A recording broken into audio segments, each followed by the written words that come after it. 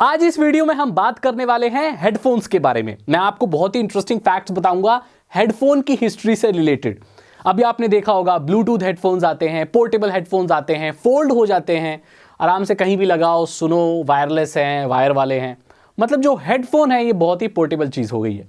मैं आपको बता दूं 1880 में जो हेडफोन्स होते थे वो एक ही कान के होते थे और जो भी टेलीफोन ऑपरेटर्स हुआ करते थे उस वक्त पे वही लोग हेडफोन्स को इस्तेमाल किया करते थे।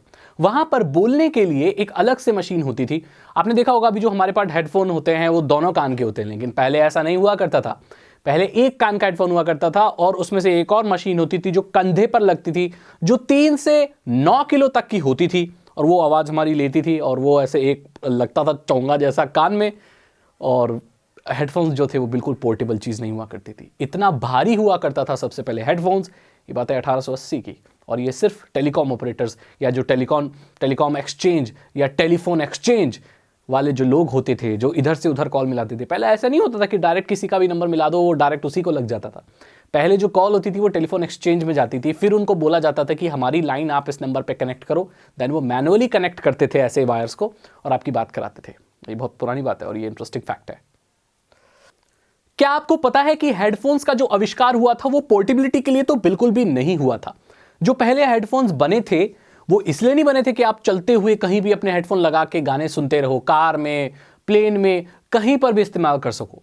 हेडफोन्स का आविष्कार हुआ था आप जब वो मॉडर्न टेक्नोलॉजी में आए थे, आप अपने होम म्यूजिक सिस्टम में लगाकर घर में बैठकर उसमें म्यूजिक सुन सको।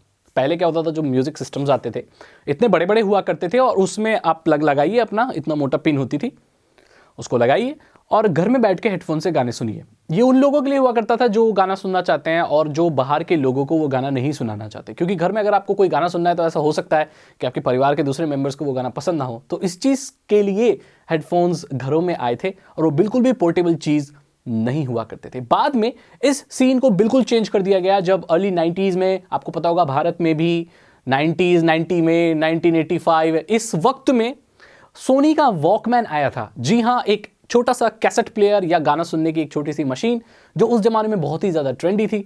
उसके लिए फिर एक पोर्टेबल हेडफोन बनाया गया था जिसे लोग उसमें लगाते थे और राह चलते हुए या चलते हुए गाना सुन सकते थे। तो बाद में ये मॉडर्न जब टेक्नोलॉजी आई तब इसको पोर्टेबल बनाया गया, लेकिन मेरे कहने का मतलब कि हेडफोन म्यूजिक सिस्टम के लिए आए थे सबसे पहले और टेलीकॉम ऑपरेटर्स के लिए आए थे, ना कि आपके फ़ोन वोन में लगने के लिए। ये एक फैक्ट है।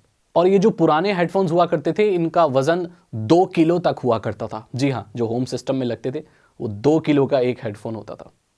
अभी आपने देखा होगा कि जितने भी मॉडर्न हेडफोन्स आते हैं उन सभी में नॉइस कैंसलेशन होती है। मतलब आप अगर हेडफोन लगा रहे हैं, कोई अच्छा हेडफोन आपने इस्तेमाल किया है, ईयरफोन इस्तेमाल किया है, तो बाहर की जो नॉइस है, आवाज़ है, वो आपको सुनाई नहीं देती। आपको पता है इस टेक्नोलॉजी का आविष्कार कैसे हुआ था? अमेरिका बोस, जो कि बोस कॉर्पोरेशन के फाउंडर थे, वो एक बार ज्यूरिच से या कहीं से अपने घर जा रहे थे, तो उन्हें फ्लाइट में बैठकर कोई म्यूजिक या कोई चीज़ सुननी थी। उस जमाने में जो हेडफोन्स हुआ करते थे वो काफ़ी पुराने हुआ करते थे और वो ऐसे होते थे कि अगर आप कान में लगा लो तो बाहर की जो आवाज़ बिल्कुल लाउड सुनाई देती थी। इससे क्या होता था, बहुत डिस्टर्बेंस होता था। तो वो जब म्यूजिक सुन रहे थे या कोई भी जो चीज़ वो प्लेन में बैठकर सुन रहे थे, उनको वो तो ठीक से सुनाई नहीं दे रही थी, जो प्लेन की आवाज है वही सुनाई दे रही थी। आपको पता है कि जो आप एयरक्राफ्ट में ट्रैवल करते हो, अब तो काफी कम हो गया है क्योंकि मॉडर्न टेक्नोलॉजी आ गई है। पहले जमाने के जो एयरक्राफ्ट हुआ करते थे उनके अंदर बहुत आवाज आया करती थी, क्योंकि एयरक्राफ्ट का जो इंजन होता है वो काफी बड़ा इंजन होता है और वो बहुत आवाज करता है। तो जो आवाज आ रही थी तो वो अपना म्यूजिक नहीं सुन पा रहे थे। तो उन्होंने फ्लाइट में रहते हुए ही एक स्केच बनाया, एक डिजाइन बनाया हेडफोन्स का, जिसमें बाहर की आवाज नहीं आती थी। और जैसे ही उनकी फ्लाइट लैंड की वो एक डिजाइन के साथ रेडी थे, एक ऐसा हेडफोन जिसमें बाहर की आवाज अंदर नहीं आती थी और आप पूरे तरीके से उसी म्यूजिक का मजा ले सकते हैं जो आप अपने हेडफोन से सुनना चाहते हैं। ये सबसे पहले जो हेडफोन्स आए थे वो एविएशन इंडस्ट्री के लिए आए थे और ये डिजाइन इतना ज्यादा चला, किस लिए? एविएशन इंडस्ट्री में। क्योंकि पहले आवाज को जो अंदर बात चल रही है या कुछ भी हो रहा है उस आवाज को रोकने के लिए लोग पैनल्स लगाया करते थे। जैसे हम लोग हैं, यूट्यूबर्स हैं, हम लोग अगर कोई ऑडियो रिकॉर्डिंग करते हैं तो हम एकॉस्टिक फोम्स वगैरह लगाते हैं। फोम, मेरे पूरे कमरे में आपने देखा होगा फोम लगी हुई है, आवाज गूंजे नहीं और फालतू आवाज ना आए। तो उस नॉइस को कैंसिल करने के लिए प्लेन में ऐसे फोम लगती थी पहले। तो अब प्लेन का फ्यूल का खर्चा कम करना था, वो कैसे होगा? जब प्लेन का वजन कम होगा, जो फोम और जो चीज़ लग रही है उसका वजन कम होगा, तो ऑटोमेटिकली जो फ्यूल है वो कम हो जाएगा। दैट मीन्स जो फ्लाइट उड़ती थी वो कम पैसे में उड़ सकती थी। क्यों? क्योंकि अब वो लोग उस फोम की जगह उन हेडफोन्स का इस्तेमाल करने लगे थे, जिससे बाहर की आवाज़ नहीं आती थी और वो अंदर ही रहकर अच्छे से कम्युनिकेट कर पाते थे। तो ये एक बहुत ही इंटरेस्टिंग फैक्ट है जो मैंने आपको बता दिया कि सबसे पहला जो नॉइस कैंसलेशन वाला हेडफोन्स आया था वो एविएशन इंडस्ट्री के लिए आया था। और बोस बाबू बोस बाबू ने फ्लाइट में बैठे बोस ने बाबू ने मतलब हमारे बोस ने अपने फ्लाइट में बैठकर उसको डिज़ाइन किया था। ये बहुत ही इंटरेस्टिंग फैक्ट है।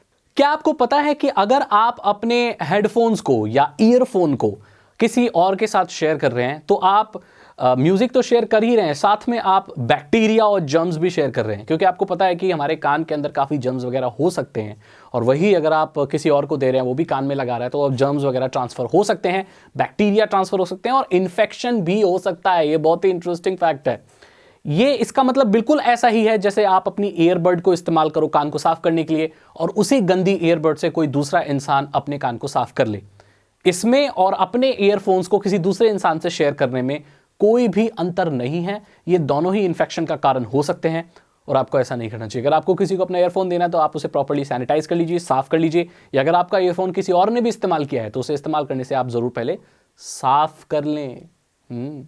और साफ करने से एक और इंटरेस्टिंग फैक्ट बता के जाता हूं, अगर आप 1 घंटे हेडफोन्स या ईयरफोन का इस्तेमाल करते हैं तो आप अपने कान के अंदर के बैक्टीरिया को 700 गुना ज्यादा बढ़ा देते हैं। और जो जर्म्स हैं, जी हां, अगर आप 1 घंटे ईयरफोन आपने लगाए हुए हैं या आपने हेडफोन्स लगाए हुए हैं तो आपके कान के अंदर के बैक्टीरिया 700 गुना ज्यादा बढ़ जाते हैं उस वक्त में। तो अगर आप ज्यादा देर तक हेडफोन्स और ईयरफोन लगा के कोई चीज देखते हो या सुनते हो तो आपको इस चीज़ को ज़रूर ध्यान में रखना चाहिए। ये मैंने इंटरेस्टिंग फैक्ट बता दिए कुछ हेडफोन्स के बारे में। आई एम श्योर ये एक ऐसी चीज़ है जो हर घर में होती है और सब कोई इस्तेमाल करते हैं, तो ये फैक्ट्स काफ़ी रेलेवेंट होंगे और आपको सुनकर मजा आया होगा। अगर आपको ये वीडियो अच्छी लगी तो इसे लाइक करें, अपने दोस्तों के साथ शेयर करें। साइबर सिक्योरिटी और इथिकल हैकिंग में इंटरेस्ट है, अगर आप एक इथिकल हैकर बनना चाहते हैं तो डिस्क्रिप्शन चेक करें।